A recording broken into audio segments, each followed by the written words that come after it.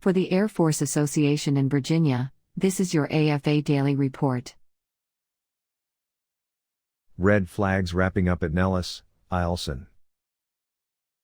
The Air Force's 2 simultaneous red flag training events are set to wrap up this week, with the F-35 participating for the first time in the Alaska version. Red Flag at Nellis Air Force Base, Nevada, and Red Flag Alaska at Eielson Air Force Base are ending August 14, following about 2 weeks of intense flying at each location's training ranges.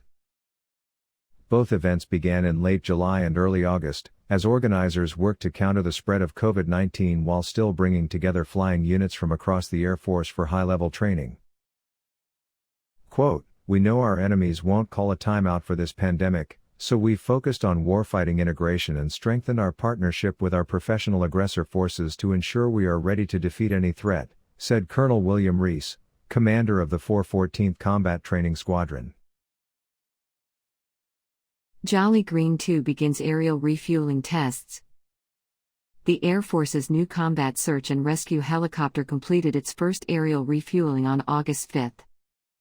Air Force and Sikorsky pilots flew the HH-60 Watts Jolly Green 2 at 110 knots to connect with an HC-130J tanker during the initial test, which lasted just under 2 hours.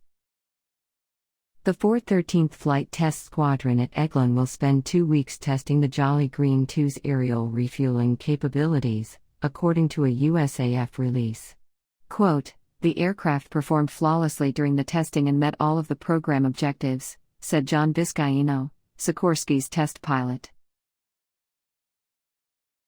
Senate confirms Air Force, Space Force leaders. The Senate on August 6 confirmed a series of Air Force and Space Force leaders to new leadership roles, including new bosses at U.S. Northern Command, the U.S. Air Force Academy, and staff jobs in the U.S. Space Force. Russian MiG-31s allegedly intercept Global Hawk over Arctic waters. The Russian military claims 3 MiG-31s scrambled to intercept an RQ-4B operating in neutral waters over the Sea of Kukotsk, part of the Arctic Ocean bound in the east by Point Barrow, Alaska, on August 11. The remotely piloted aircraft remained in international territory, and the MiGs, which belong to the Air Defense Forces of the Eastern Military District, returned to their bases when the Global Hawk changed directions without crossing into Russian airspace, according to state-run media. The move comes just 3 weeks after the Department of the Air Force released its first-ever Arctic strategy, which acknowledges Russia's efforts to militarize the region. Quote, "If I were speaking to my Russian counterpart right now, I would tell him it's in our best interest to ensure that we adhere to common rules of behavior, just as we have for the last 50 years as we've intercepted each other in the Arctic, off the shores of Alaska, off the shores of Russia," then Chief of Staff General David L. Goldfein said during the rollout of the new strategy. "We can't afford a miscalculation or for one of our airmen to perform below standards." Teams impress Tyndall with future base tech.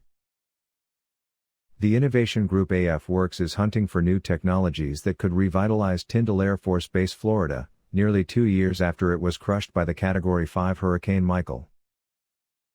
AF Works' annual Fusion Technology Showcase, held online July 28 to 30, brought 370 exhibitors together to pitch their ideas in front of the military and network with others in the public and private sectors and academia.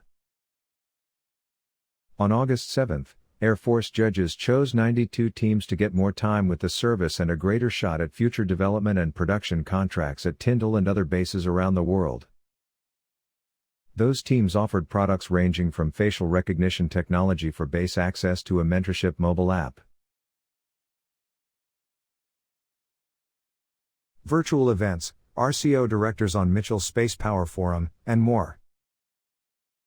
On August 13, the Air Force Association's Mitchell Institute for Aerospace Studies will host its Space Power Forum, the Need for Specialized Acquisition Offices event, featuring Air Force Rapid Capabilities Office Director and Program Executive Officer Randall G. Walden and Space Force Rapid Capabilities Office Director and Program Executive Officer Michael W. Roberts. Event video will tentatively be posted to the think tank's website and YouTube page afterwards. End of transmission.